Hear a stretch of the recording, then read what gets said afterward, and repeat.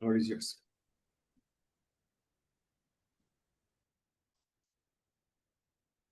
Just sharing my slides.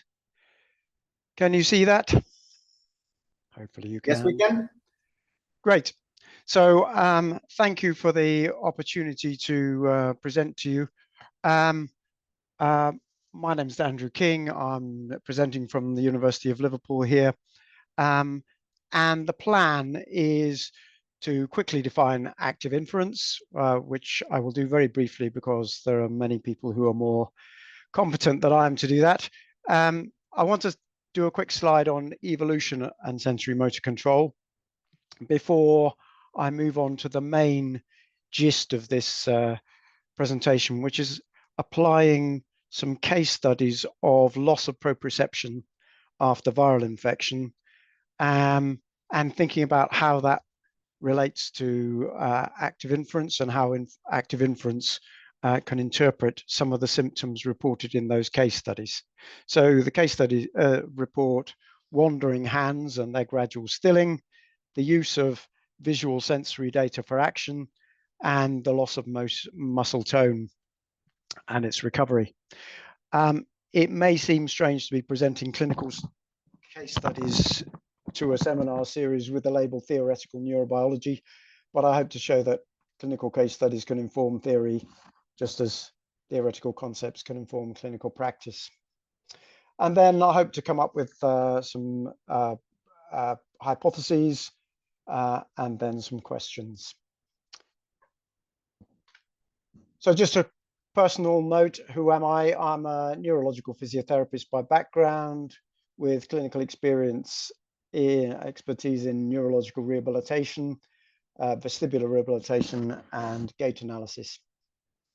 I'm currently a lecturer at University of Liverpool on the physiotherapy courses, and I also have an interest in illness narratives, which is why I'm very aware of one very detailed account of someone who's lost proprioception.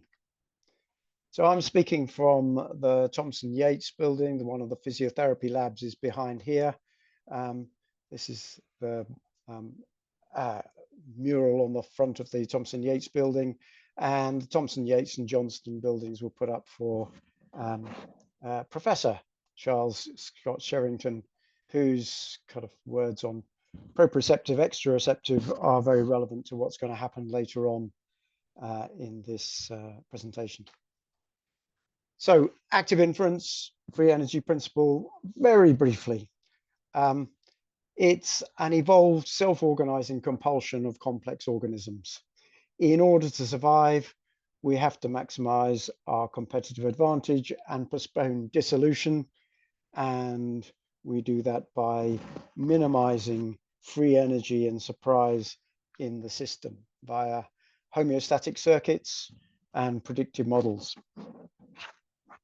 So populations of neurons are signaling states and trajectories, and because different neurons are going to respond slightly differently to stimuli and there's noise in the system, we can think of the signaling as being probability distributions or beliefs.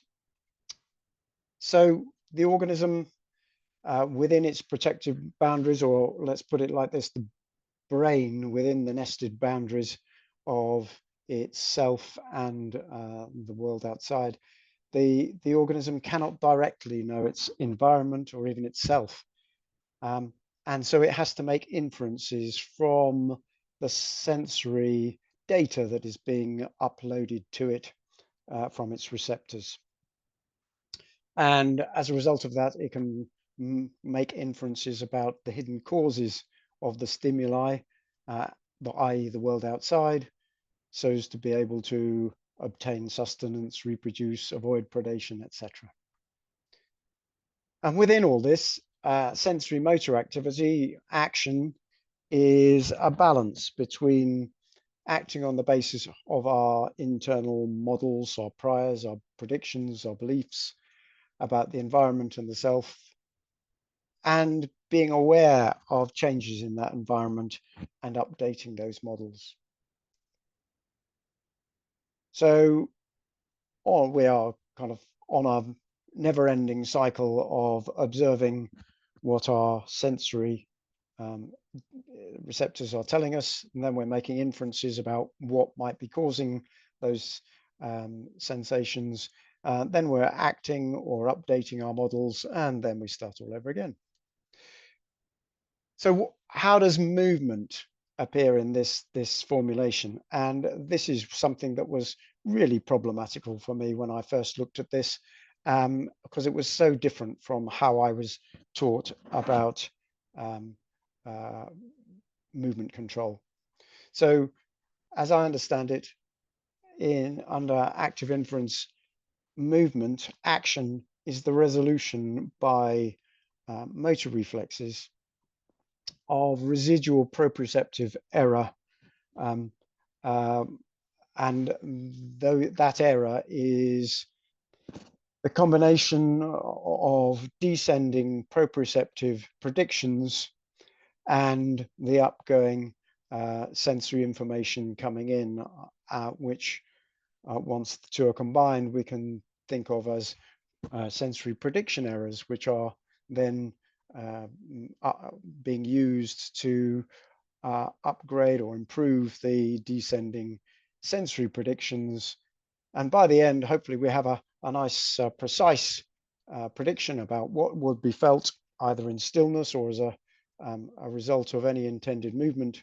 And the intended movement is then carried out by combinations of motor reflexes. Of course, motor reflexes can be quite complex. And I think I'm almost going back to where I started in physiotherapy, learning off lots and lots of different reflexes. So just a quick slide on evolution.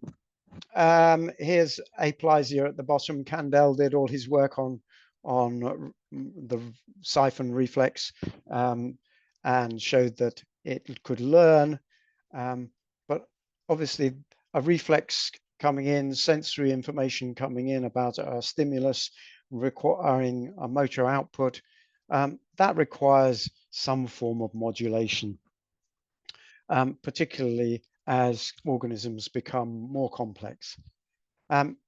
As in addition, we have so we have a circuit here of being able to modulate that reflex according to the context, according to what the organism is doing.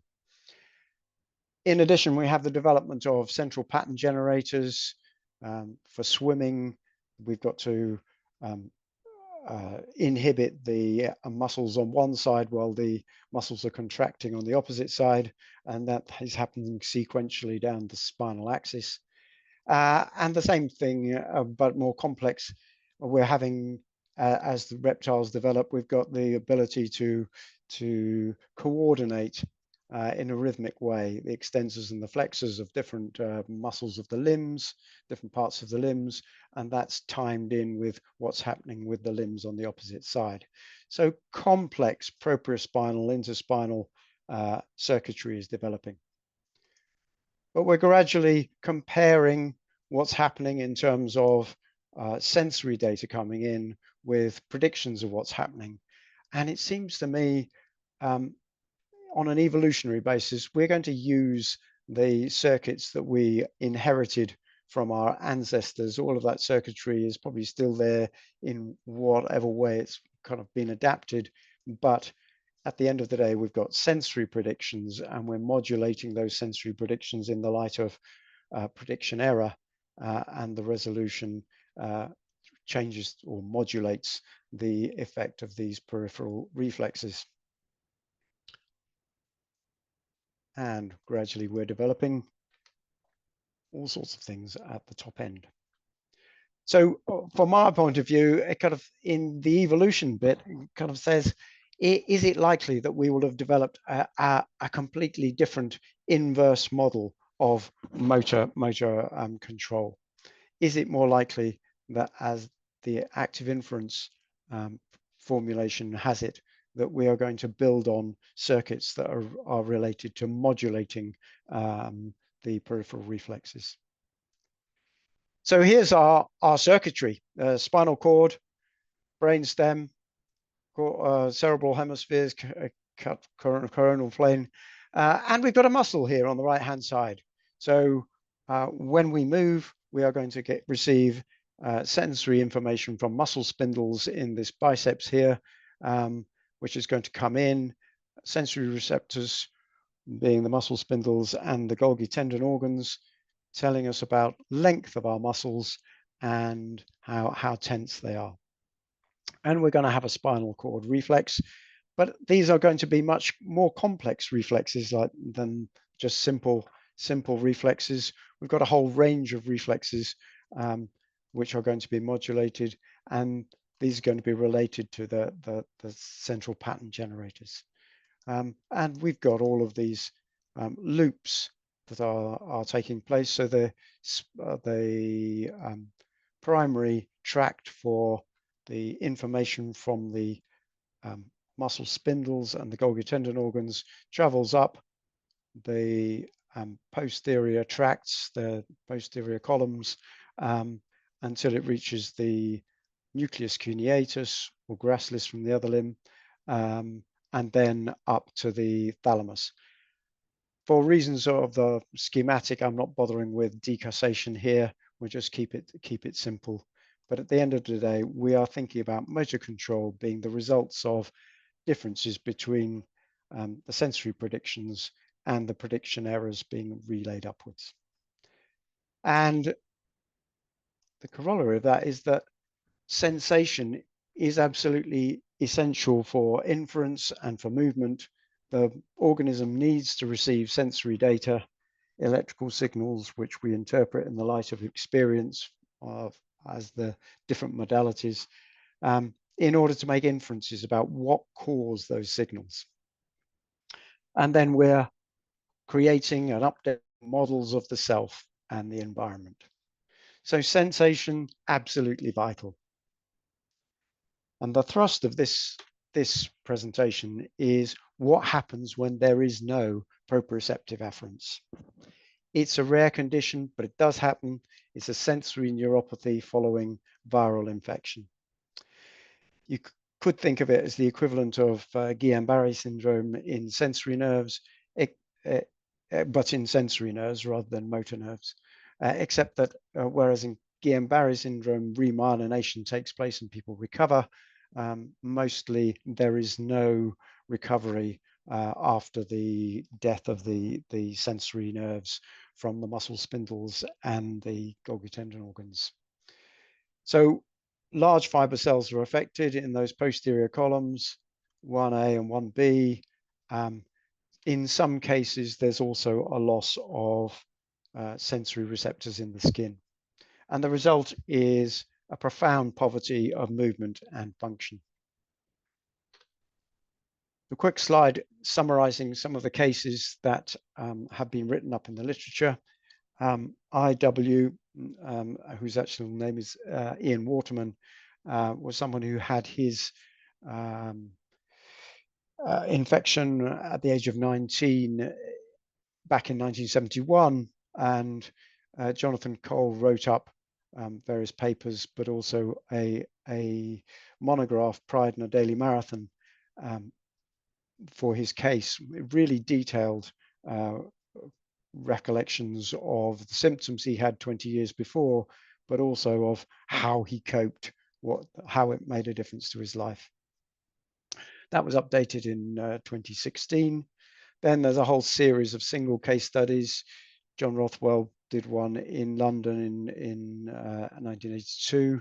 Oliver Sacks had a vignette called The Disembodied Lady as part of The Man Who's Mistook His Wife for a Hat. And then there are various case series where where authors have done physiological testing on different individuals. But as you can see, it's rare. It's worth saying that there are variations in severity. So for Ian Waterman, he lost proprioception below the level of the neck and also skin sensation. GL, the Canadian or French lady here, she lost proprioception up to the level of the nose, so didn't have proprioception in her neck. And Christina in the disembodied lady vignette retained skin sensation. So there are variations in severity. For interest, there was a BBC Horizon documentary on Ian Waterman in 1997, and that is posted up on the net, easy to find. So the common signs and symptoms that I would like to concentrate on are the wandering hands, reliance on vision for movement control and how that improves or doesn't improve from person to person, and then initial floppiness or low tone. I probably won't have time for the low tone bit, so I'm going to concentrate on the first two. So wandering hands. This is Jonathan Cole's description. A common problem in patients without feedback is that when they are not looking at their limbs, the arms and legs start to move on their own. The fingers don't remain still, but writhe in small movements, and the arms may start moving uncontrollably. If Ian turned his gaze away for a few seconds, his arm would often come up and hit him or someone sitting close by. And Oliver Sacks described Christina's moving hands, her wandering hands which seemed to float in the absence of normal sensory motor control. Her hands wandered unless she kept an eye on them. The wandering of her hands which she seemed unaware of. So what do I think might be going on here in the light of active inference? If we look at the, here we've got the muscle in the bottom right-hand corner, and we have a loss of the input from the muscle of any active signaling about changes in length or tension or static discharge about the current length of the muscle, which means that there's no upgoing signaling either for comparing with the sensory predictions coming down. So in this situation, it wouldn't be at all surprising in that complex system of the spinal cord that there's noise in the system, and it's not just noise, we don't know what's going on up there, but we know that there's probably surprise down below. There's a mismatch between the efferent proprioceptive predictions and the missing proprioceptive and sensory data. And that's resolved through motor action on a background of low tone as floating. So resolution by the motor arm of the reflex of the surprise mismatch that is remaining within that comparison of the downward predictions and the sensory input. In this case, the sensory inputs missing, particularly the lack of tonic discharge from bag to muscle spindles and chain fibers. So here's a nice picture relating to how discrepancy can be resolved. So if we have a discrepancy between the prediction of sensory consequences of actions and the sensory inputs, the organism can either resolve that by acting and therefore changing the sensory inputs from the muscles, or changing the beliefs, the priors, to create new models, new perceptions about what's happening. So if the individual is believing their predictive model of what's needed at rest, the resolution is going to be by action. The person isn't concentrating on sensory inputs, which they're not receiving anyway, and the net result is movement of the hands that attempts to change the sensory input from the limbs and the world. And the sensation is unbelievable at this point, but it happens anyway. So we do have cortical circuits apparently which preferentially attenuate the sensory afferent error, or allow action, or preferentially attend to the sensory information and update the generative model. But in this case, I think the person is just accepting the model and allowing movement to take place. So there's precision weighting of predictions in the cortex, and the individual is attending to the prior assumptions of the model, what should be happening when he's at rest. There's no dynamic sensory information to contradict this, i.e. evidence of movement, and therefore the muscles act in order to cancel out the remaining peripheral proprioceptive error. It's worth saying that Sedley and co, when thinking about tinnitus, thought about a lack of auditory evidence to contradict any central model of sound, as though there was a tinnitus precursor in the spontaneous activity in the auditory pathway. And that's a direct parallel to this. So there are different probabilities, and if there's no evidence or to contradict what the central system is saying, then the beliefs will be acted on and believed, or believed in terms of perception. So loss of large fiber proprioceptors peripherally, distally, no information coming in. Who knows what's happening up here? But the net result is action distally to resolve the error.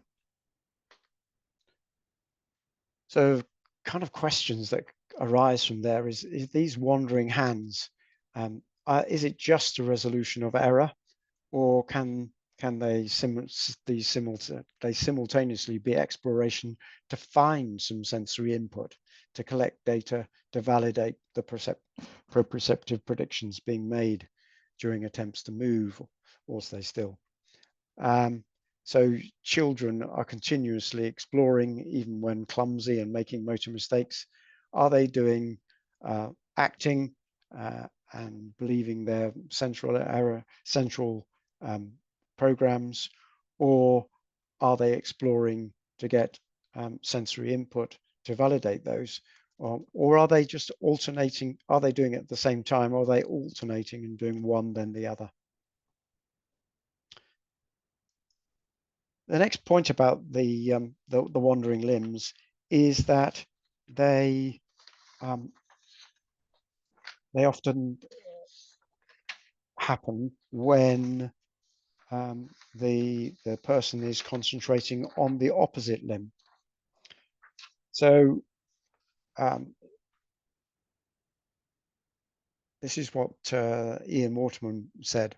By now, I could just about organize putting something in my mouth. I would concentrate on moving the arm, bending the elbow, then the wrist, clenching my fingers tightly all the time round whatever I wanted to eat. I could just about manage it all, but as it was happening, my other arm would lift off the bed by itself and float aimlessly in the air. Why the hell did it do that? All this just to enable me to eat was sweet. How could I control it? Or more importantly, why should it need to be controlled? So here's my kind of thoughts on this. It ought to be said that I'm not worrying about any kind of decussations here, just keeping the schematic as simple as possible. So we've got the limb here resting by the bed, on the bed, and no proprioception coming in. We don't know what's happening up here. Let's consider what happens when Ian is concentrating on his other limb. Mirror image. And he's concentrating using his vision to control that limb. So we're going to have some kind of input to the spinal cord. It's a bit of an open question as to how the consequences of sensory information from the eyes gets to the predictive processes that are coming down here. But he's definitely concentrating on the sensory input coming from his eyes. There's input here. There's noise in these proprioceptive circuits. We've got central pattern generators in here.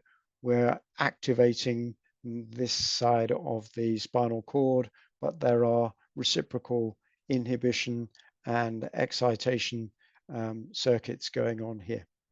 And so there's more noise in the system, and in the absence of any way of attenuating that noise, that's going to cause even more of this mismatch between central predictions of the sensory consequences of stillness and the actual sensory input. So there's more noise in the system.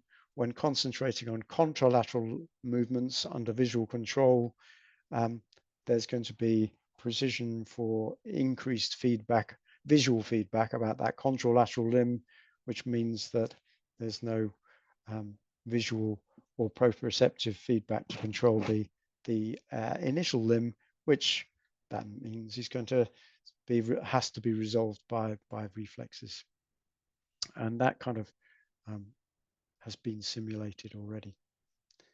So what happens if there's ongoing mismatch between the model and sensory data? What happens over time? The people who have this condition develop conscious strategies to help themselves. There's also must be some kind of reweighting in the sensory pathways, and there are some conjecture. There's a conjecture I'm going to make here, as well as some unconscious reformulating of internal models. So strategies. Initially, Ian Waterman had to find conscious strategies to prevent unwanted movements, like wedging his hand or shoulder against something. Then he could detect a movement by a change in temperature or deep pressure and immediately look to see exactly what is going on. He, like the other people who had loss of proprioception, show muscle co-contraction to a degree greater than in normals. So in order to create stillness under visual input, there are prolonged EMG discharges from the muscles on both sides of the joint, which is to an unnatural level. I thought I'd put a Sherrington quote in here. Desistance from action may be as truly active as is the taking of action. Anyway, so here's a kind of recording of this co-contraction. So we've got recordings from a normal person at the top here and someone who's lost proprioception underneath. The person is holding a weight in their hand, and at the point of the arrow here, the experimenter removes the weight from the hand. Even in normals, there is a displacement, a slight flexion upwards before the proprioceptors pick up on what's happening, and they kill off the activity in the the biceps muscle. And there is even a little bit of activity in the triceps, labeled anconeus here, to break that upward movement before it subsides again. But we can see in the person with loss of proprioception that there is considerable co-contraction. There's EMG activity on both sides of the joint, both the biceps and the triceps. Same applies in the wrist and muscles at the wrist. So we've got recordings from a deafferented person here and normal at the bottom. And you can see the activity on both sides, even under vision. Where there's no vision, the wrist drifts off the desired posture, but there is still lots and lots of co-contraction compared to the normal person who's hardly working those extensors at all. And even more complicated is the kind of task of maintaining a hand against an elastic load. Manageable under vision, but with no vision, there's distinct drift. So there's plasticity over time. And the conjecture I would make is that in the first order sensory nucleus, to which the sensory information is going, the nucleus cuneatus at the top of the medulla, that will have some changes as a result of the loss of input. And this is on a parallel with what happens with hearing loss. So the geniculate nucleus is going to be increasing its tonic firing. And also what happens when someone develops acute nystagmus after an infection in one vestibular nerve or labyrinth. So what happens in the 2 or 3 days after someone's had an infection is that nystagmus will gradually die down, nystagmus at rest, and that is usually due to an increase in tonic firing of the vestibular nucleus, which is driving the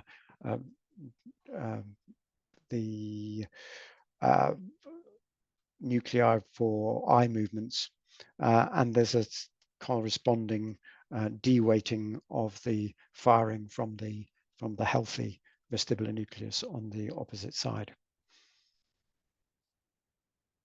Sedley says all sensory systems are continually active. Hair cells, etc., they're all kind of working away, spiking all the time, and it's changes in the spiking that cause the activity later on in the system. Sanchez and co have recorded both tonic and burst output in primate nucleus cuneatus in the brain stem, and it's in the primate nucleus that we have this coordination, this perceptive joint angle for the first time, as the inputs from the muscle spindle and the Golgi tendon organ are integrated. So this is important because the muscle spindle input on its own will not tell us what the joint angle is. If someone is holding a weight, then they will have different signaling from the muscle from when they are not holding a weight.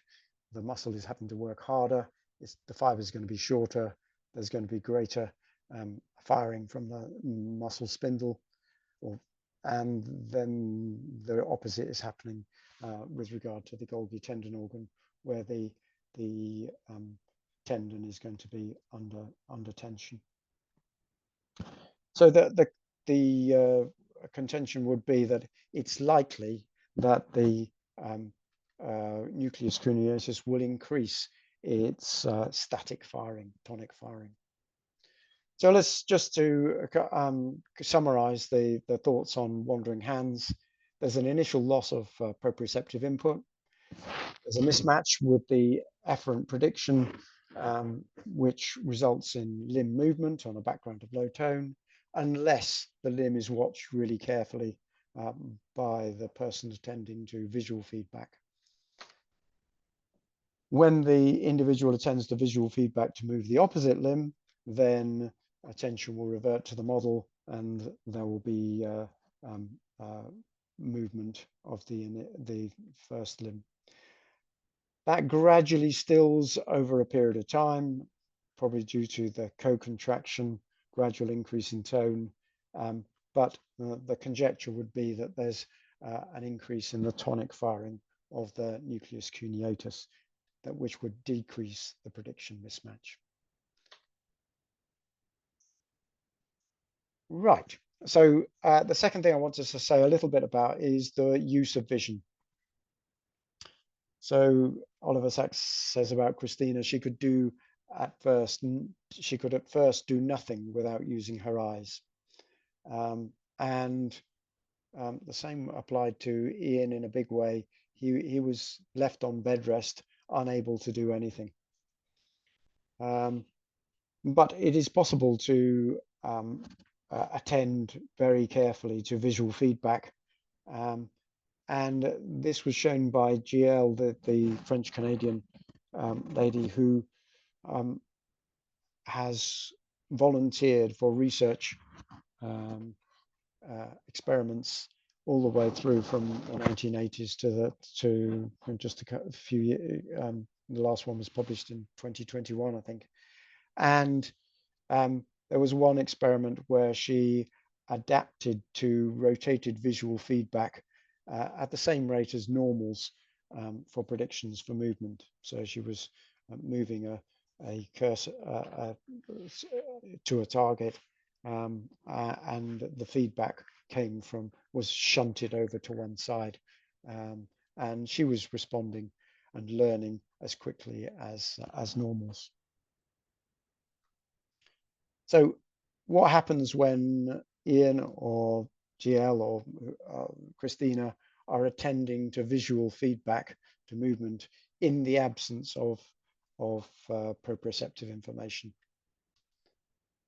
So here we have our eye, we're sending us lots of information about the position of the finger, and we are therefore attending much more closely to that visual feedback to adjust what's happening. And there's some kind of change in the feed-forward predictions about what should happen, and these are relating to position, which are monitored by vision.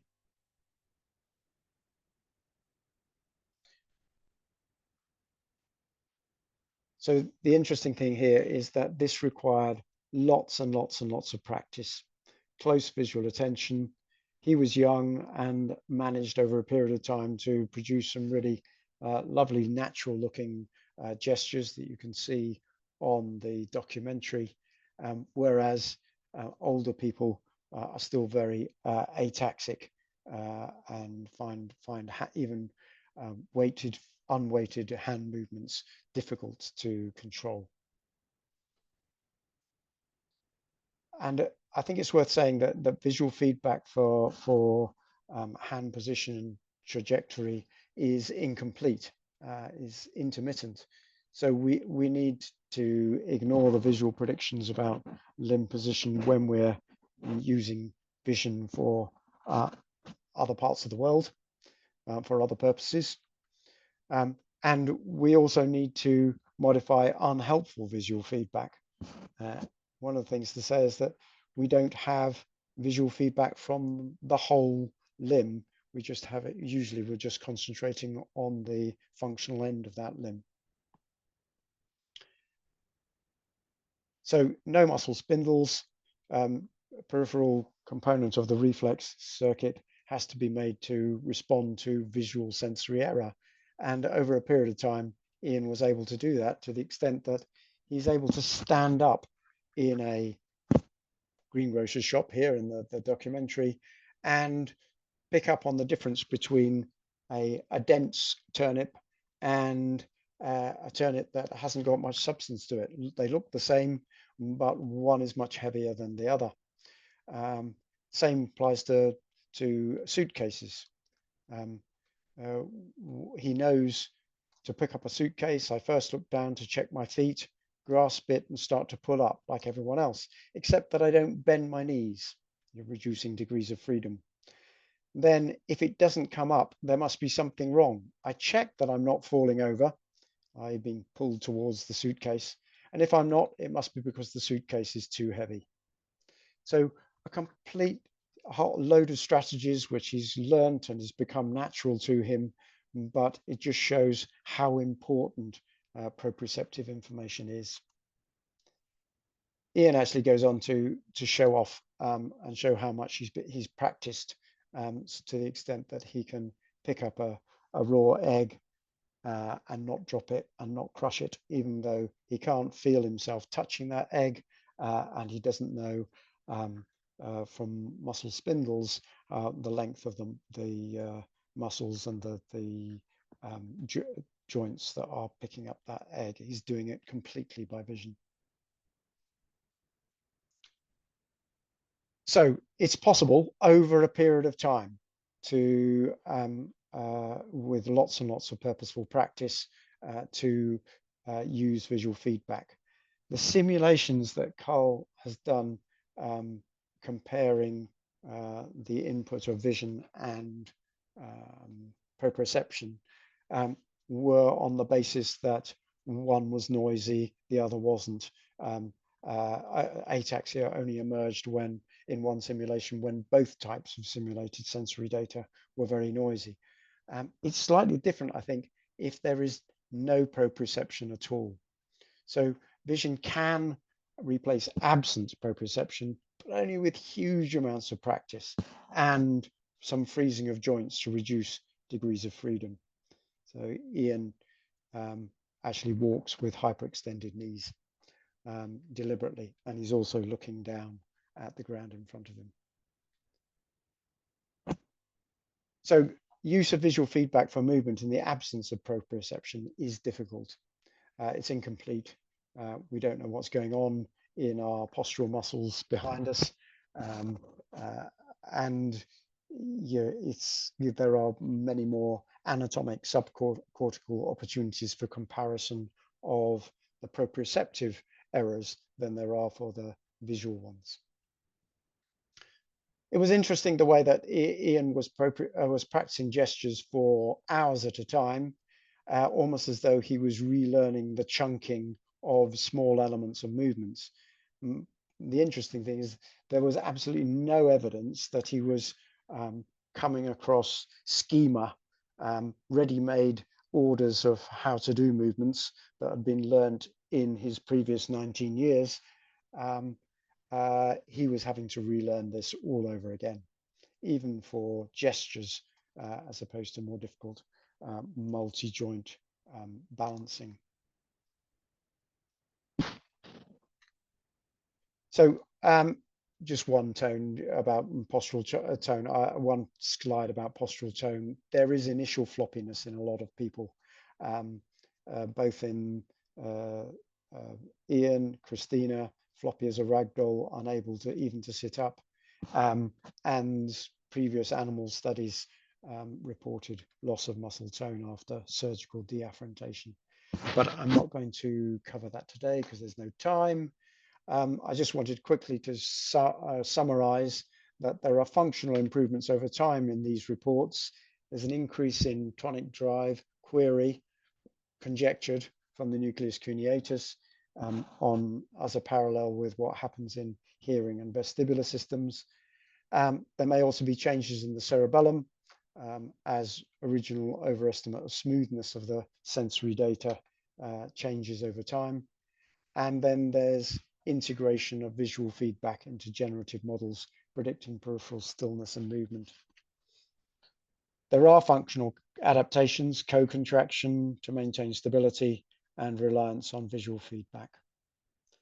So the hypotheses that arise from all this, who knows whether these are legitimate. Wandering hand and arm will be more apparent when the deafferented person is trying to move the contralateral arm. That makes sense, I think.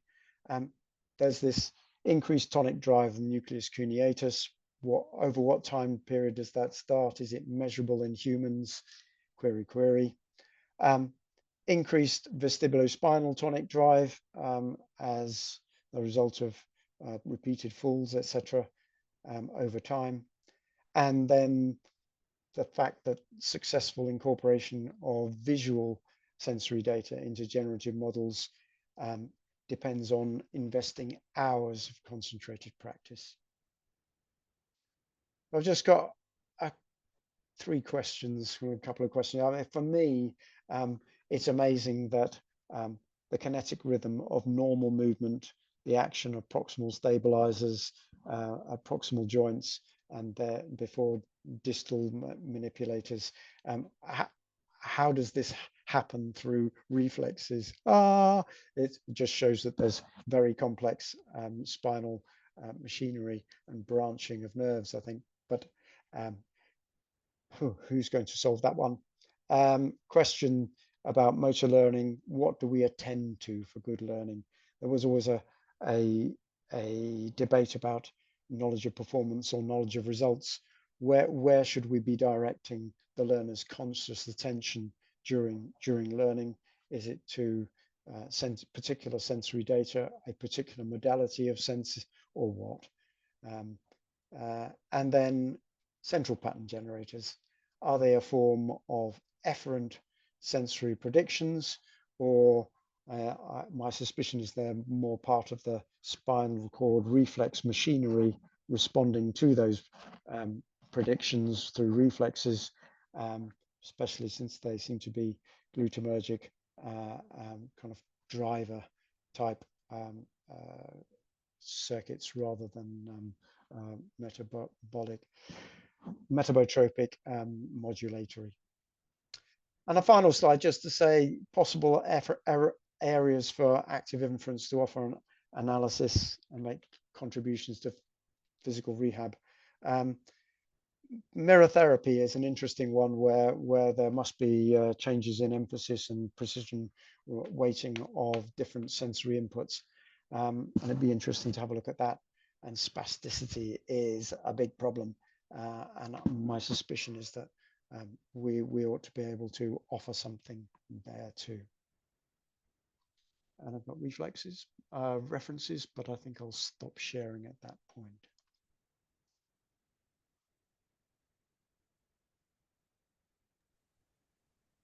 Thank you, Andrew. Let's all unmute and uncave ourselves and give Andrew a generous round of applause for his wonderful presentation. Thank you, Andrew. Thank you. We now open the floor for the Q&A. Are there any questions from the audience?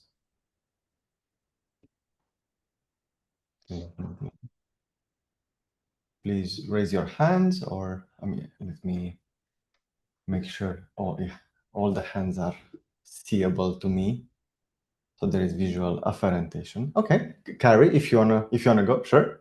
Hi, Andrew. Thank you so much. This is awesome. I work as a developmental specialist with children, and so one of my curiosities has to do with the way that the person who has the limitation solves their problem. So my question is, there was a lot of focus on visual solutions to proprioceptive deficits. Is there, is that in any way directed by professionals, researchers, or is this a true full complexity learning situation where the person who is struggling comes up with their own solutions? Okay, well, the account given by Ian Waterman was that the physiotherapists gave him a chance to use their gym, but they really didn't understand his plight at all. They didn't understand what was going on, and he had to solve it himself over, he learned to walk over a period of about 18 months in and out of various institutions. Yeah, I think kind of in general, there's no excuse for not understanding it now because the accounts are there for people without proprioception. But the reason for presenting this is actually this comes from the standpoint of the people who, well, like Ian, who had to solve things for themselves. Bit like the child who clicks when the people who learnt how to use clicking for compensating for blindness. Thank you. It was a Yeah, no. just trying to, again, this idea of sort of natural movement development, like, and again, like yeah, just lots of curiosity, but fabulous. It's interesting. What should we be directing our clients to use, right? Or do we just let them experiment? Right, and you named a specific environment that he was exploring, right? That it was like a physio room that had physio things, and so, you know, do we create other kinds of, yeah. I think some of the time he was on his own at home. You know, was left to struggle for himself. Yeah. And then those adaptations that you would make to your home to be able to achieve the goals you have. Yeah. Thank you. Well, he's got a fantastic story within the account of Ian Waterman that his mother reported that they used to pay for electric through a meter. Rather than having it all the time, and it ran out at the point when he had the chip pan in his hand, and of course, as soon as he doesn't have light, he falls over. Quick disaster. Thank you. Thank you, Carrie. Any other questions from the audience? If not, while people collect their thoughts, maybe I can attempt one. So, Andrew, towards the beginning of the presentation, I think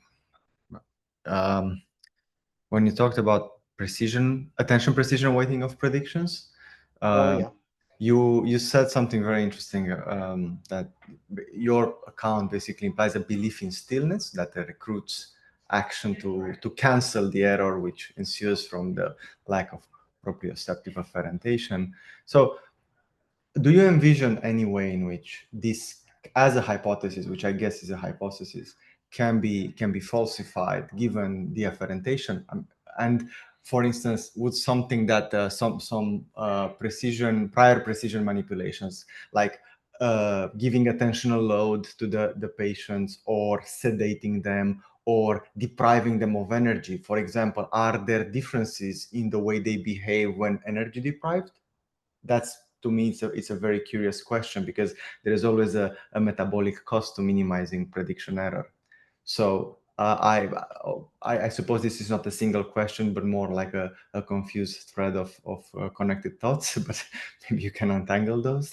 So yeah, I think this is really interesting, that where people should be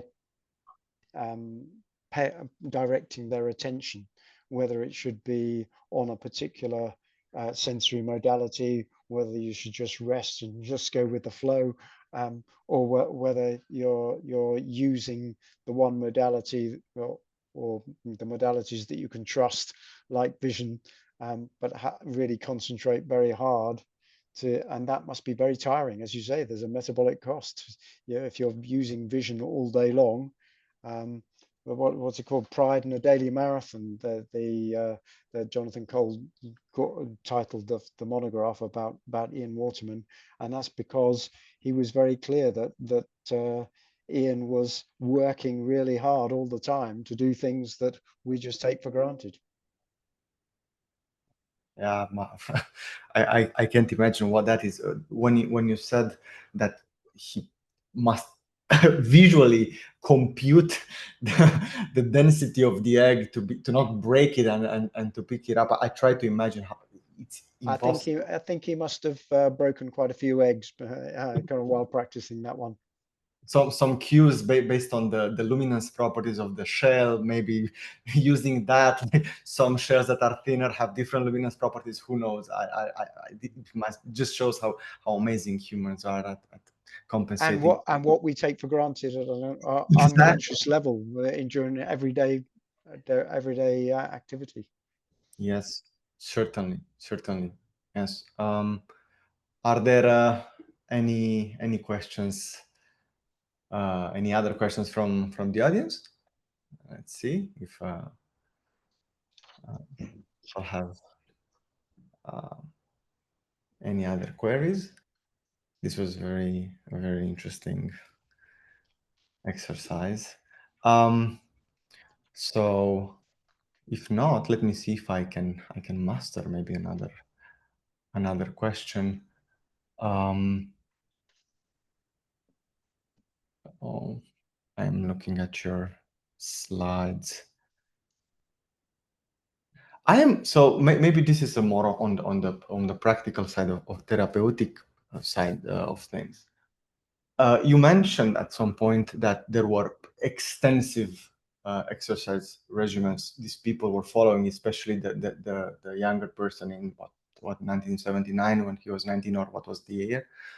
They were extensively exercising just to compensate, and the patients that got the infection when they were older, they couldn't compensate as well. Is there any, I know there are a few cases, but is there any general pattern of training that can lead to better outcomes as far as you know from a rehabilitation point of view? I think this is so unusual that kind of it's not a case where that, or a condition where there is an established sense of these are the recommended things you should do. I'd probably be directing someone who was in this situation to read this book, but or have someone read it, or look at the documentary, get detailed information from the account of someone who's gone through the same thing themselves. But it's an established kind of principle in physio that we show less neuroplasticity the older we are. For sure. And as a difference between the patients, are there in less severe cases where the most severe would be complete proprioceptive deafferentation? Yeah, so it's partial or just in some of the I think it was the Sturman or the Sarnes a series of case series. There were people who had lost proprioception in just two limbs, but not up to the level of the neck. So when that is happening, I suppose it's almost an all or none. Once that infection goes and goes to a nerve, it just slashes that nerve. So it's not like preserving some fibers, some axonal fibers that maybe give you a vague sense of load when you lift something up, rather than a very specified. I think there were some individuals who didn't kind of lose all the fibers in a particular nerve. Yeah. I see. There was some variation. Okay, thank you so much. This is fascinating and tragic at the same time. So if there are no other questions from our audience, I suspect this Carol turns now. Oh, Carrie, go ahead. I just have one little, I mean, not a little question at all, but so again, last thing you mentioned was low tone. And so working with a lot of children that do struggle with low tone, I'm curious about how in particular you're applying active inference models, and again, to established and understood sensory motor developmental sort the constraint of saying like let's not incorporate proprioception has tremendous impacts onto all the other functioning, because again, as a therapist, if there's a problem with the eyes, I typically move to like sorting out some things in the auditory system, and then sorting out some things possibly, with reflexes and, brainstem and proprioception and vestibular. And so by losing access to proprioception, I mean, that's a huge constraint to what the human body can do. And so again, I have curiosity about like employing auditory and vestibular input as a way to bypass or to recruit existing and systems that are still intact. But it sounds like a lot of the systems lose the ability to stay intact when proprioception drops out. Like you were saying that even coordinated gestures that, like I really took note to you saying there were gestures that were well established prior to whatever event, and then they lose access to those. And so the constraint of building up movement without proprioception is huge. But anyway, I'm curious how you might model it with active inference. Sorry, that was a lot of words. Yeah, I mean, I think the tone thing is something that I'm changing my ideas on. So it was one of the things I moved to the end, because there have been some stuff produced more recently by Carl and his colleagues about how to interpret the smoothness of the signal coming up from the periphery, and that has an effect on tone. And some of the simulations created a set of symptoms that were similar to pendular reflexes and that kind of thing, that are similar to cerebellar type symptoms. And in cerebellar kind of clinical conditions, usually there's a slight loss of tone. I think Ian Waterman was lucky that he had proprioception for the muscles of the neck, which must have picked up on all of the movements of his head, and that means that there would be absolutely some kind of integration of the vestibular system into the falls that he was having and initially, and some kind of increase in plastically and drive from the vestibular nucleus to the vestibular spinal tract, and gradually increasing postural tone over time. I probably wouldn't be recommending lots of hydrotherapy for someone who's got a loss of tone, because that's not necessarily going to stimulate them to produce more postural tone.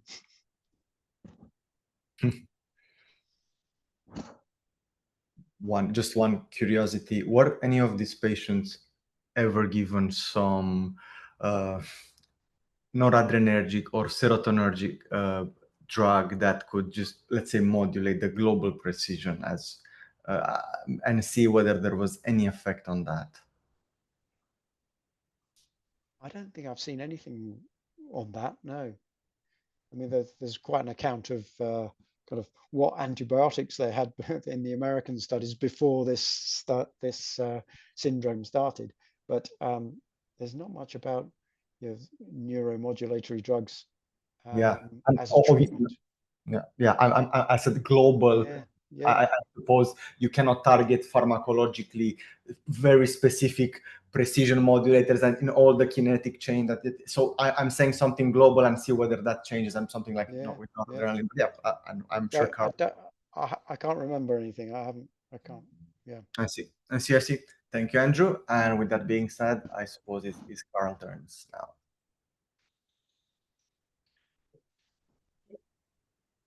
Is it my turn now? High confidence, Carl, yes. Okay, very good. Right. Yeah, that was absolutely fascinating. I've never heard of this syndrome or condition before. I'm familiar with sort of dysautonomias where you get a selective neuropathy in the autonomic system, but I didn't realize it could knock out proprioceptive afferents. So, and your synthesis was very compelling, and you clearly have an encyclopedic knowledge of the neurophysiology and the and the sort of rehabilitation issues, if one can rehabilitate.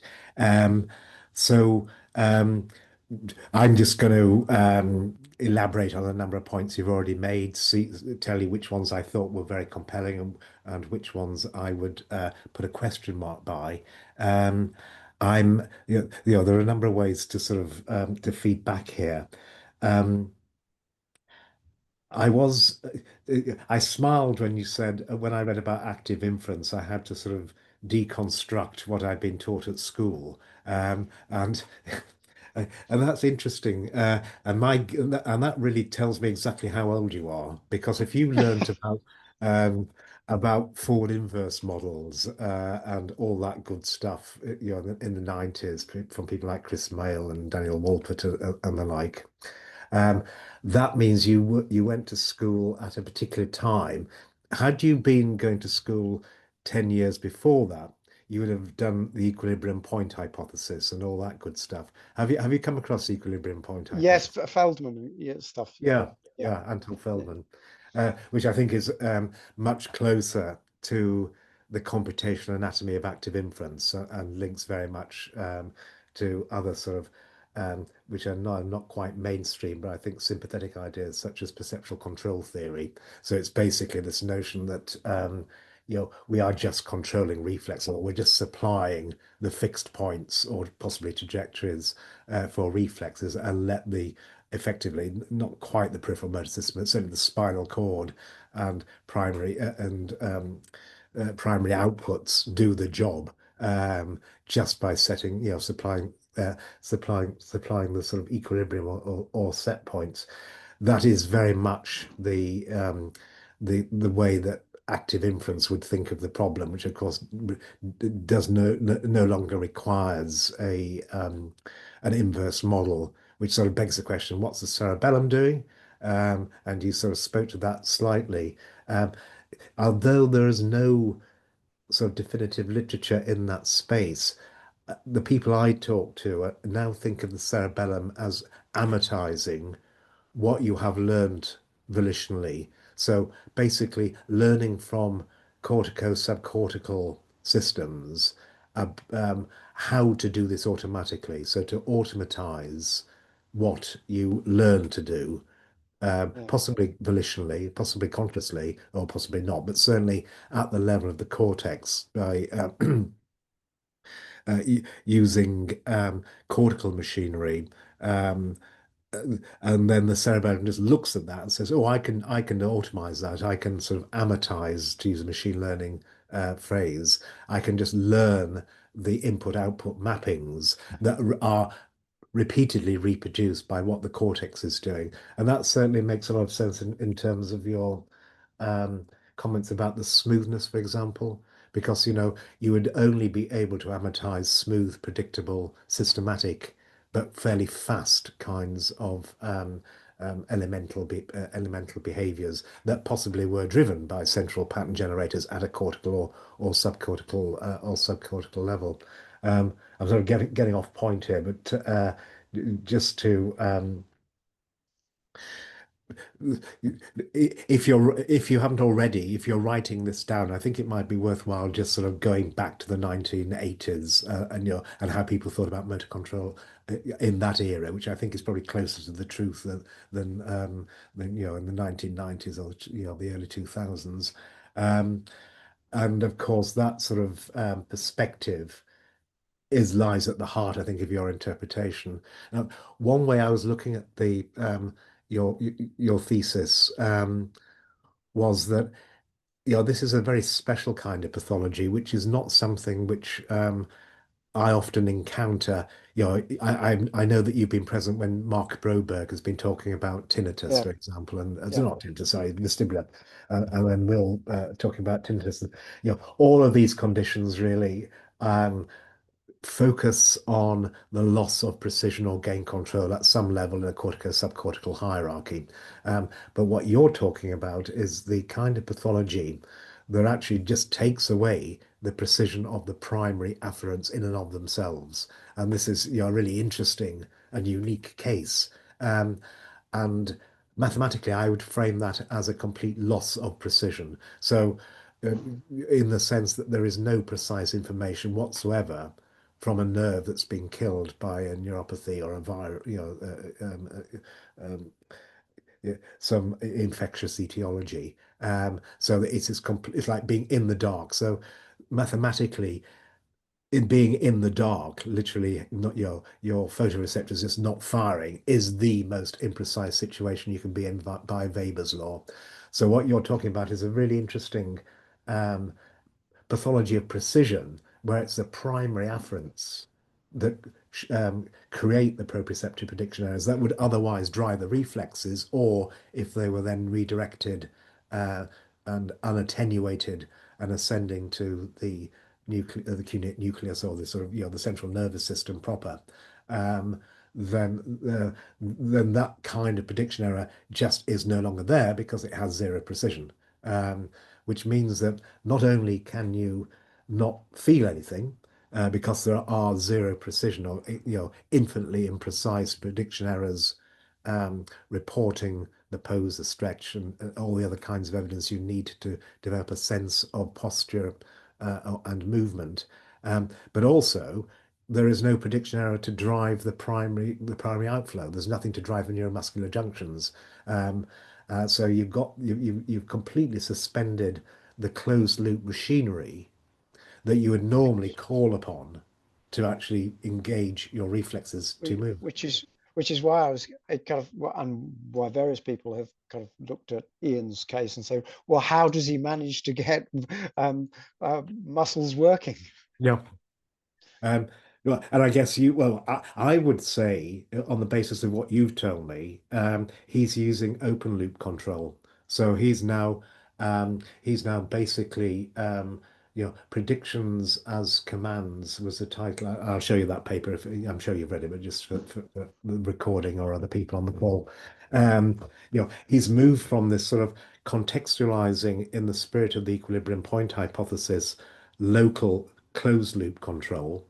He's now said, "Oh, I haven't got that machinery anymore. So now I have to go completely open loop."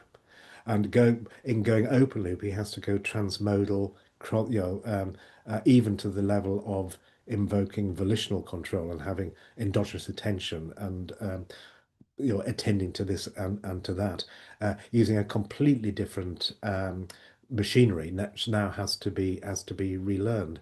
And what are the difficulties? In establishing that open loop control where you're just basically driving the neuromuscular junction just by sending down very, very precise predictions. Well, first of all, your predictions have to be really, really precise.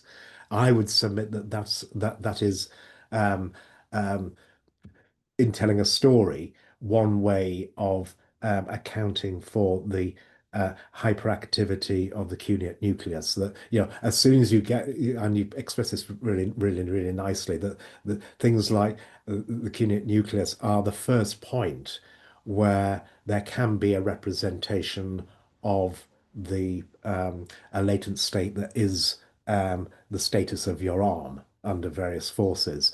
Um, so you sort of framed it from the point of view it is in receipt of the requisite information that would be required to develop that kind of representation. From the point of view of the generative model, it's the first level in a deep hierarchy that can possibly um, either mediate central pattern generator predictions from above, or indeed start to generate particular transients or schemas that are in the space of movements or positions of the arm. And if you now just in a somewhat sort of simplified way just say, well, look, if I'm going open loop, I'm really going to have to make my descending predictions, my, if you like, my not Efferent's copy, but my actual sort of motor commands read as now posterior predictions, very, very precise. Because they are going to have to override the the very imprecise prediction, the imprecision, the lack of gain control that is afforded by the fact that the brain has realized that this proprioceptive input has zero precision. So I'm going to have to compensate by making my prior precision really very, very, very precise to drive these reflex arcs. Therefore, you'd expect to see at any level that represented an intended movement or a prior belief about the actions that I was about to take, um, increase its precision and therefore increase its firing rate. Again, by Weber's law or by sort of simple appeal to Poisson statistics, you have a more precise representation, when you're firing more vigorously.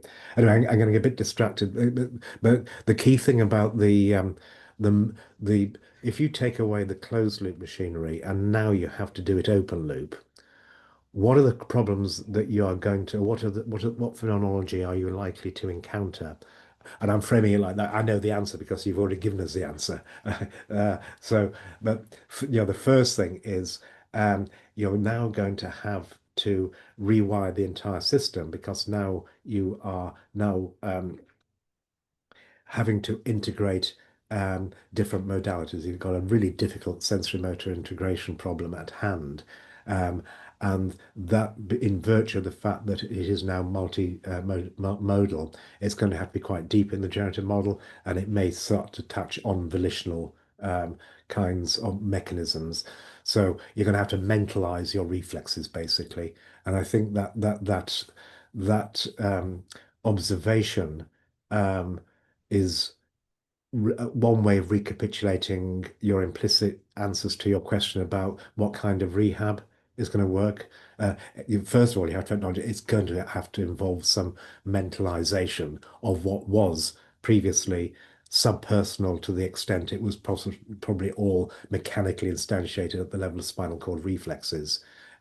So there is no effortless automatic therapy that's going to work. It's basically providing a safe opportunity for this person to mentalize their motor control and relearn how to do it completely from scratch.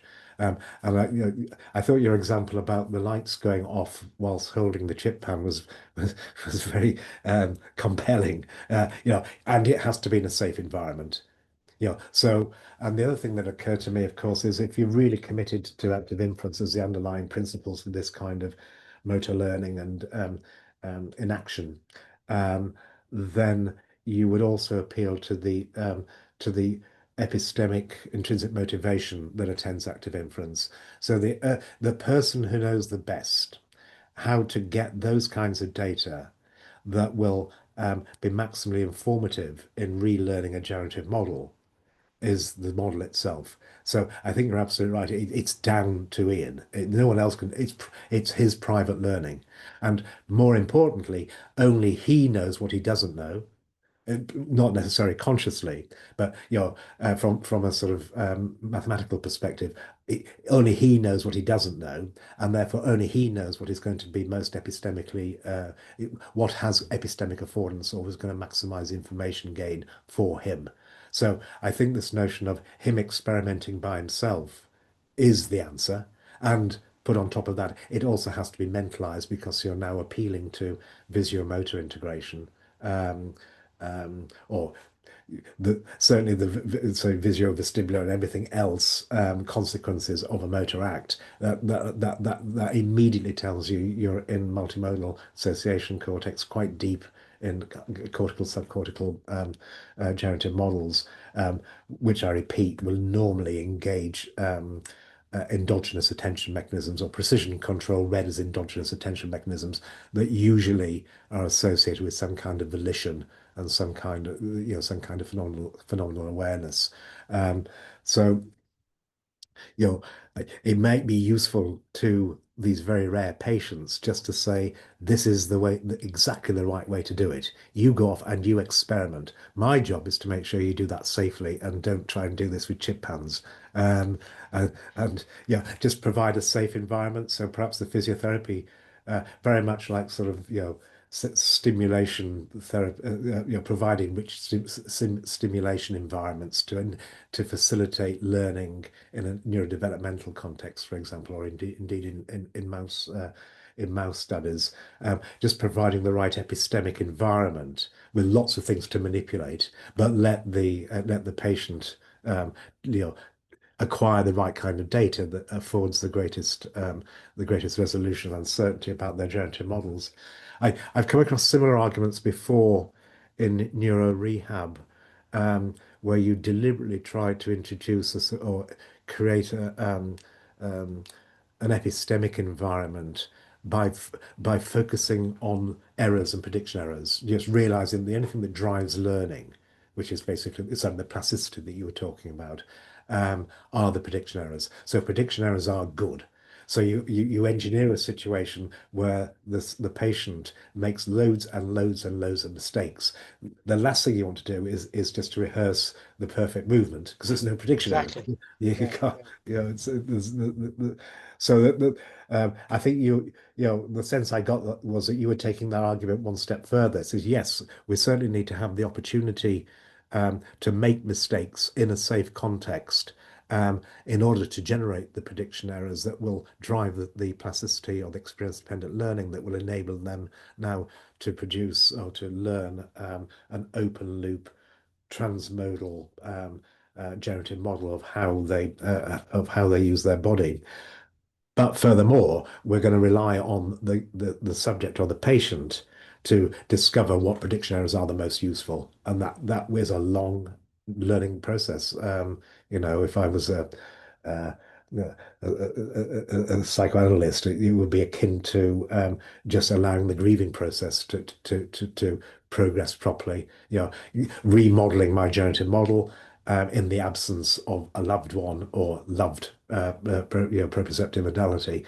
There is work to be done in belief updating and rebuilding and relearning your generative model. And the most efficient way to do that is to sample those experiences that generate the right kind of prediction errors that will enable you to learn as quickly as possible. Um, so that would be some common sense answers to the questions. What are the characteristics of optimal therapeutic intervention? Well, it's not really an intervention. It's really just providing an opportunity for a relearning, which is going to be quite a long process. And it is remarkable that this patient that you described, the Ian, was able to do these things. You know, and I say that because I imagine that this is exactly the same kind of phenomenology you get with a dead arm. You fall asleep in the wrong kind of way and you wake up in the middle of the night and your arm won't work. It's exactly the same, uh, you know, experience. Which to imagine if I wake up with a dead arm and then training myself to pick up an egg without cracking it, I can imagine that's going to take some time, and of course getting at least some tone back to the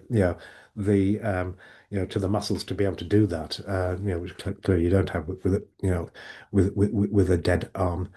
Well, so I'm whittling on here. Um, I, if you'll allow, I'll just quickly go through a couple of papers. I suspect you've already gone through them in depth, but just for completeness, while you were talking, just to sort of reinforce a couple of points, and then I'd like to just go back to your question slides. So where are we sharing? Oh, yes, meetings being recorded. Okay. Oh yes, I was just Googling, trying to remember what people call a dead arm. Apparently, it's a dead arm. And incidentally, there must be studies where you use a pressure cuff to transiently deafferent the primary sensory nerves. Is that a literature which is relevant to this? I haven't looked at that. Right. Yes, I'm not aware of anything immediately, but it might be just worthwhile looking at transient experimental interventions that reproduce this particular kind of peripheral neuropathy. And what people do is that they basically use the same kind of pressure cuff that you would use when you're taking somebody's blood pressure. And if you get the pressure right, you can sort of knock off the sensory afferents whilst preserving the integrity of neural transmission down the larger axons, which are usually the sort of the primary afferent, the drivers of the neuromuscular junction. So at least for a few, well, for as long as the person can tolerate the cuff, you've got an experimental condition where you can actually introduce this kind of neuropathy experimentally, and then do EMG and EEG studies. It's not going to be particularly relevant, I think, for these conditions, because clearly there's a compensatory recovery of the tone once the initial floppiness has gone away. But it might be an interesting paradigm just to see where people have taken that, and it will only really work for these somatosensory and proprioceptive models of somatosensory and proprioceptive neuropathies in limbs that you can actually sequester, cut off the blood supply to just for a little while. But I'm afraid I don't know much more than other than that paradigm exists. So there's a vast literature on equilibrium point hypothesis. This one caught my eye because it was relatively, well, no, not recent, but certainly 10 years after the advent of the forward inverse model optimal motor control um, approach. Um, just revisiting, as people do from time to time, the equilibrium point hypothesis. So that's just to remind me of that. And that was certainly. I thought your graphics were excellent at the beginning, but I noticed you took something from Harriet Brown's work. And later on, you got more into the weeds in terms of the actual neurophysiology and neuroanatomy. And I did notice in the graphic you showed that the precision was at the level of the thalamus. And whereas later Oh, on, the notion, and perhaps I should say here, um, I think it's important that you tell the reader that if you want to frame this in terms of a predictive coding implementation or instantiation of active inference, get into their heads the notion of a precision weighted prediction error. So there's a prediction error, and then you multiply it by some gain or some precision. Um, and that means that you have to think carefully when thinking about what does a tonic or indeed a phasic discharge of something mean if you associate it with a prediction error. It could mean that there is a big prediction error. There's a mismatch between the prediction and the sensation, for example. Or it could mean that there's just more precision assigned to that because you've set the gain on these, the postsynaptic gain on these populations too high or too low. So it would be useful, when you're talking about sort of hypotheses about the cuneate or gain control at the level of the spinal cord, just to remind the reader, whenever you mention the word gain, um, that this gain corresponds to the confidence, subpersonal confidence, or the precision afforded this information at this point in time. Um, and one of my favorite examples is one you actually obliquely refer to, which is saccadic suppression. The suppression of the gain or visual prediction errors, when, to use your words, it's unhelpful information.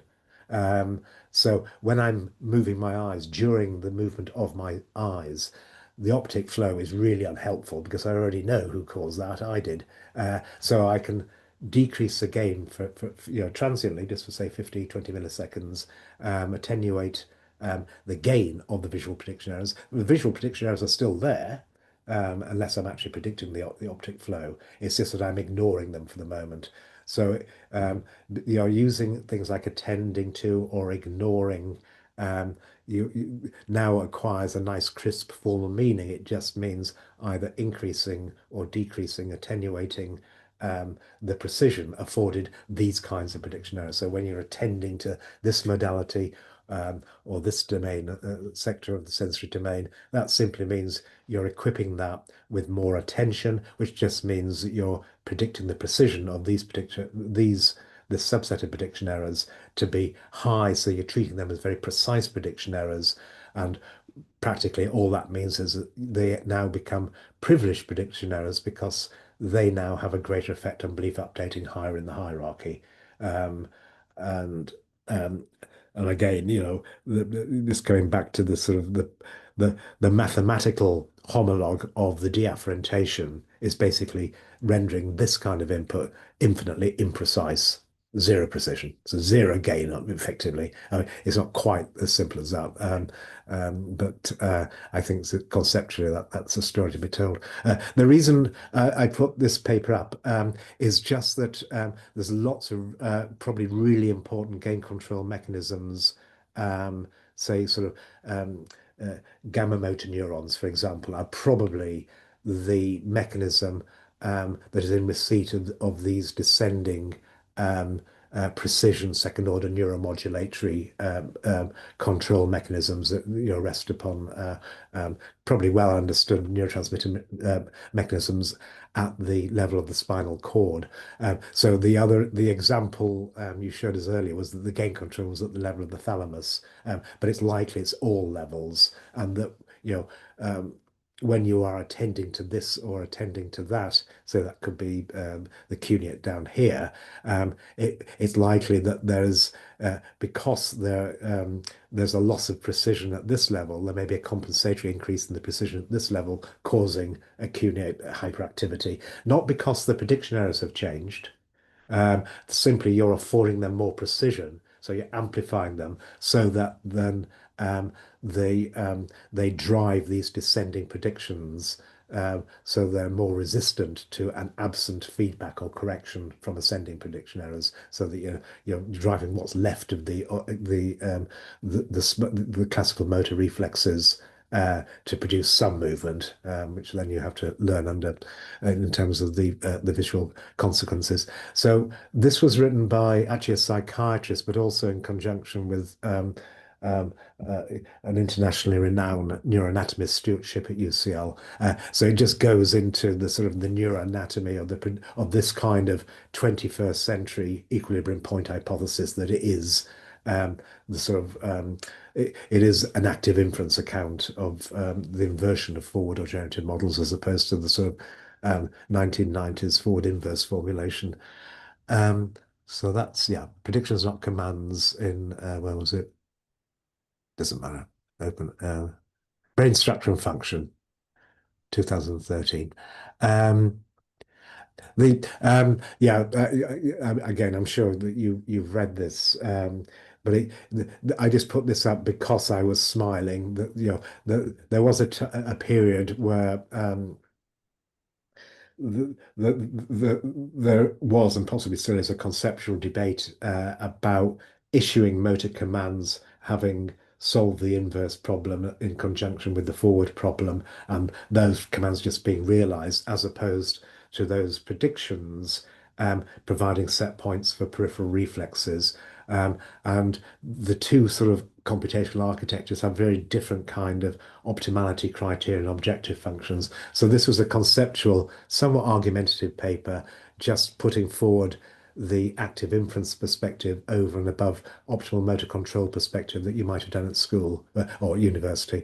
Um, um, uh, and there's some subtle, really interesting differences in terms of the the frames of reference and what you mean by optimal, certainly in the sense of things like the smoothness of movement. So that's that, and we've done that and that. Yeah, we. It's probably not so relevant for your thesis, but I am just wanted to acknowledge your sort of evolutionary argument. And I've seen very similar arguments, not in the context of motor control, but in terms of homeostasis and autonomic control and autonomic reflexes. You get sort of a primitive, where phylogeny is recapitulating ontology and the other way around. You sort of start off with local reflexes that in the autonomic system, sympathetic and parasympathetic system, would just be homeostasis. And then you get a layer on top, and a layer on top, and a layer on top. And slowly you move from homeostasis to allostasis, and you have this sort of much more temporally extended preemptive kind of control, which ultimately sort of accommodates intentions in the future. I mean, reflexes don't have, a thermostat doesn't have intentions, a reflex doesn't have intentions. But when you get deeper and deeper and deeper into these hierarchies, then you have, because of the more encompassing temporal scale, you can then start to think about the prior preferences, the active inference in the sense of planning as inference towards intended acts. So I intend to move to a situation where I don't need to engage my homeostasis, and that would be known as allostasis. This is one of several. I like Giovanni Pizzulo's writing on this, and this is one of his most recent papers written with more technical colleagues from a maths perspective, just drawing a line between homeostatic versus allostatic and goal-directed kinds of control. But in this instance, in the interoceptive domain, whereas you're talking about the same kind of thing in the proprioceptive domain, using sort of smooth and well, largely striated muscle. So that was that. What about? Oh yes, and then finally, just coming to the phenomenology of the wandering hand and something you were talking about in terms of nystagmus. I thought that was a really quite important point. So the nystagmus metaphor that you brought to the table at one point, Joe, I thought that was quite important, and it reminded me of the potential dangers when you move from a closed loop local reflexive control to an open loop control where you are using visual feedback or visual information to realize some particular trajectory.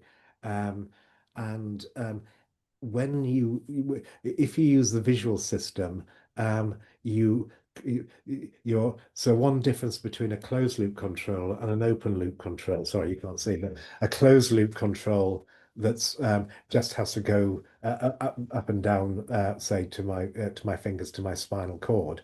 When we have to go right through to the occipital cortex and all the way back up to, say to the frontal eye fields and then all the way back down again, is you introduce delays, and they can be quite substantial. And we're talking, 180 milliseconds to get there and 180 milliseconds to get back. Now, of course, for many very fast movements, certainly playing the piano, speaking, and eye movements, that's a real issue. And if you don't properly model that and you suddenly move in an acute setting to a reliance on this open loop control with these delays, you do induce certainly locomotor control nystagmus. And so this paper was just a simulation of that and demonstrating how the brain can learn to compensate that for this by actually putting the delays into the generative model. But before you do that, then in a slow pursuit context, so this would be sort of Bayes optimal slow pursuit, and you can think of this as a pointing trajectory to a particular, say target location.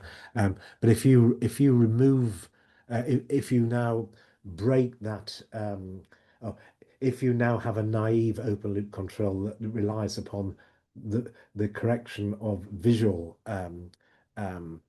prediction errors, then you do get these sort of damped oscillations that really confound the system, start to get nystagmus. And I think Thomas Parr's written about this and had some lovely graphics where it's got pictures of eyes doing the hemiballistic sort of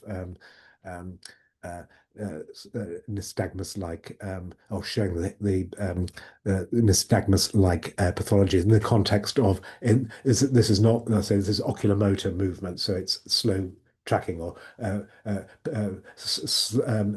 saccade to target. I think actually it was actually slow target tracking. But for you, it would be sort of a pointing movement or keeping your arm at a certain position under a certain force. So just sort of technically from an engineering perspective, I thought that the argument about the ways that a system would initially fail if you suddenly remove the closed loop component and rely purely upon a naive open loop control, you're opening yourself up to all sorts of difficulties before you can learn to compensate or to include those problematic aspects into your generative model. And that brings me finally to the wandering hand. Now, I really like this notion that the wandering hand could be some epistemic foraging, until you then told us that, in fact, it's more manifest when you're attending away to the wandering hand. Because if it was epistemic foraging of the kind you'd see in the baby mobile paradigm, if you're a young infant trying to work out, is this infant in charge of its own movement?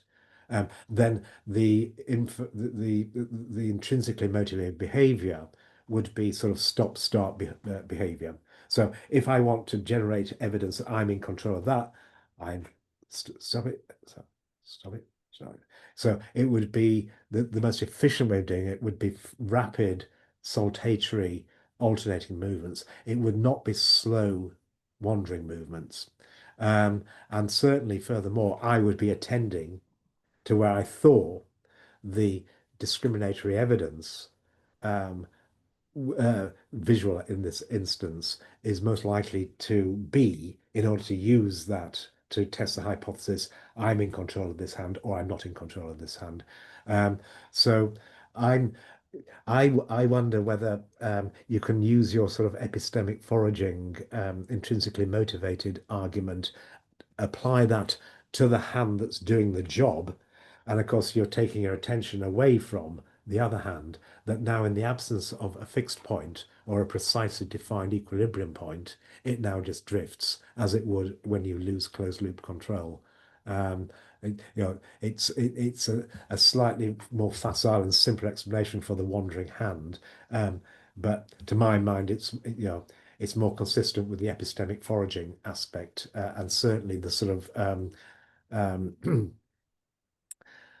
phenomena whereby it is revealed when you attend away from the wandering hand, because when you attend back to it, then you increase the co-contraction, and the precision of your central pattern generators now gets much greater, because it now has to provide a very precise drive to keep keep that inaction realized, and to stop the hand wandering around. The final point is, you talk about central pattern generators. I think that's a great intuition as well to bring to the reader, that we are autonomous machines, and we're literally rest upon generator models that have autonomous equations of motion, which can be read as central pattern generators. But that's all the way down. We can have really slow ones on top. It's time for a cup of coffee, or it's time to go to the restroom, and then faster ones, that might sort of regulate breathing and then really fast ones in terms of fine detailed movements. I think what you've got is a composition of central pattern generators of a universal sort, all contextualizing, releasing, selecting through this precision control. The right combination, the right combination of schema, that are just other little central pattern generators, slightly faster, all the way down, even past the cunei, right down to the spinal cord. And when it gets to the spinal cord, you've got your very fast predictions that the reflexes fulfill as quickly as they can. So I wouldn't worry about sort of backing away from the central pattern generator story just because you're down at the level of the cuneiate. You could go much further down. The dynamics of motor control, as you actually intimated and said explicitly at one point, are really rich. They're very dynamic, and I think they're just they can be looked at as autonomous dynamics, contextualizing and selecting autonomous dynamics, that select and contextualize autonomous dynamics in a scale invariant fashion all the way down until we actually get these very fluent kinetics on the motor plant. And just to come back to where we started, that the cerebellum may be able to learn if they're done repeatedly, which I presume is why Ian W. was able to, after a while, automatize this. If his cerebellum was watching all his hard work, at some point, because the cerebellum has got lots of visual access to visual information, it must amortize at some point. It must have got easier for him at some point, I hope. I think when you look at him on the screen, you're amazed by how automatic those gestures are. And yes, it seems to me that they lend themselves to a feed forward type of, because they're kind of closed loop, these things. But there's an interesting bit in the documentary that links it to a bit of an experiment with someone in the States, who feels that gesture is very related to the speech centers in the brain, and therefore the timing of movements are related to the emphasis of what you're trying to say in your speech. And therefore there's another way there of tying in the feed forward movements with what you've learned. Yes, no, that's interesting. Yes, and of course, something that people studying sign language would certainly subscribe to. Yeah, or using auditory. Yeah. Right. Well, thank you very much for all that. It was really interesting. Well, yeah, that's what we should be saying. Yeah. Well, with that being said, let's thank Andrew properly one last time for this fantastic meeting, giving him a final round of applause. Thank you, Andrew. It was Thank you. illuminating. Thank you, Carl, for even more light. And I suppose we will see each other at the other TMB meeting. And Carl, if possible, on Thursday at 10 a.m., we can maybe briefly meet. I put it in your schedule. Thank you, everyone. And until next time, see you all. Bye-bye. Bye. Bye.